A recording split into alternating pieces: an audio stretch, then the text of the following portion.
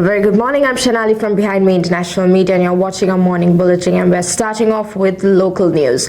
Now, as mentioned yesterday, President-elect Donald Trump has suggested that Canada could become the 51st state of the United States. His comments come in a wake of Canadian Prime Minister Justin Trudeau's recent resignation announcement.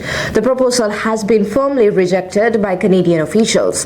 Trudeau responded with a blunt statement saying that there is, quote, no snowball's chance in hell of Canada joining the United States. Canadian Foreign Minister Melanie Joly also issued a sharp rebuttal, emphasizing the nation's resilience and condemning Trump's remarks as unwarranted and disrespectful.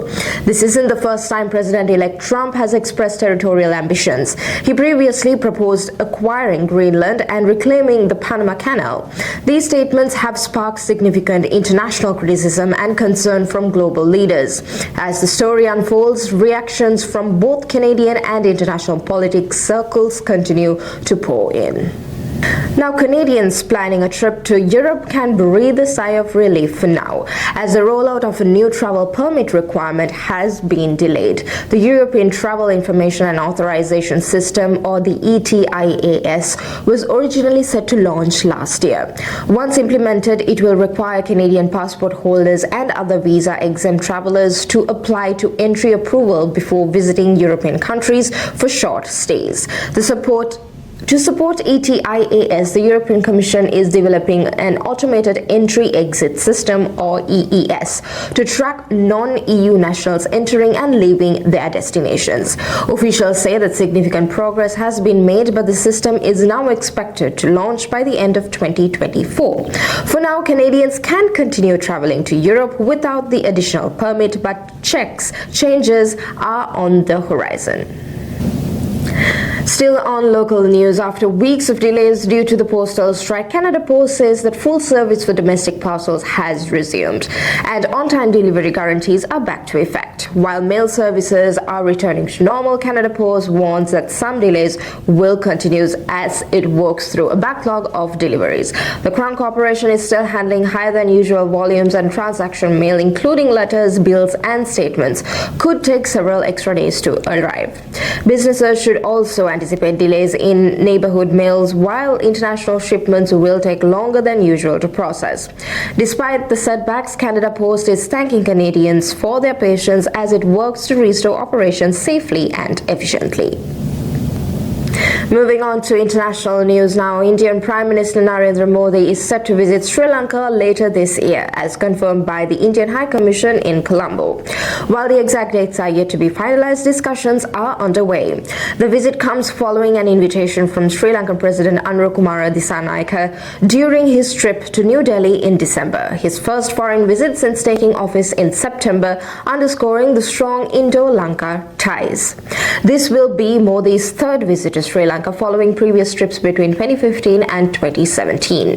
The visit is expected to bolster diplomatic and economic cooperation between the two nations. Meanwhile, President Dissanayake is also preparing to visit China, with dates yet to be announced. These diplomatic engagements reflect Sri Lanka's ongoing efforts to strengthen regional partnerships and economic development. The Sri Lankan government has firmly denied granting approval for the establishment of synagogues by Israeli tourists in various parts of the country. Speaking in Parliament, Prime Minister Harini Amarasuriya clarified that neither the Ministry of Buddha Sasana, Religious and Cultural Affairs, nor its affiliated departments had authorized such establishments.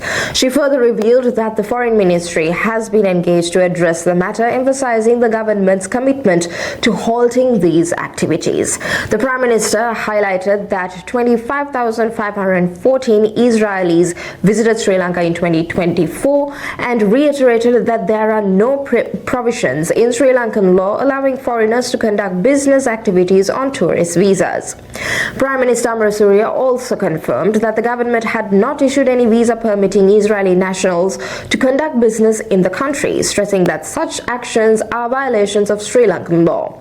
The government has assured that further measures will be implemented to curb such illegal practices while ensuring the safety and security of all tourists visiting the country.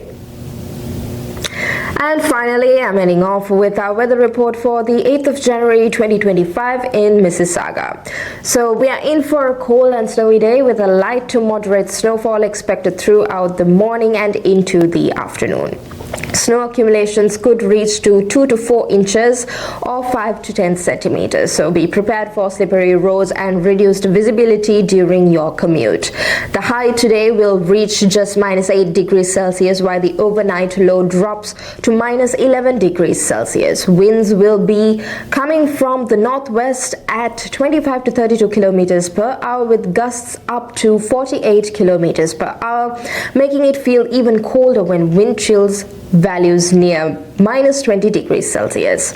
If you're heading out, bundle up and be extra cautious on the roads. That's your weather update today, Mississauga. Stay warm and stay safe. Thank you for watching. Keep updated with Behind Me International Media for more.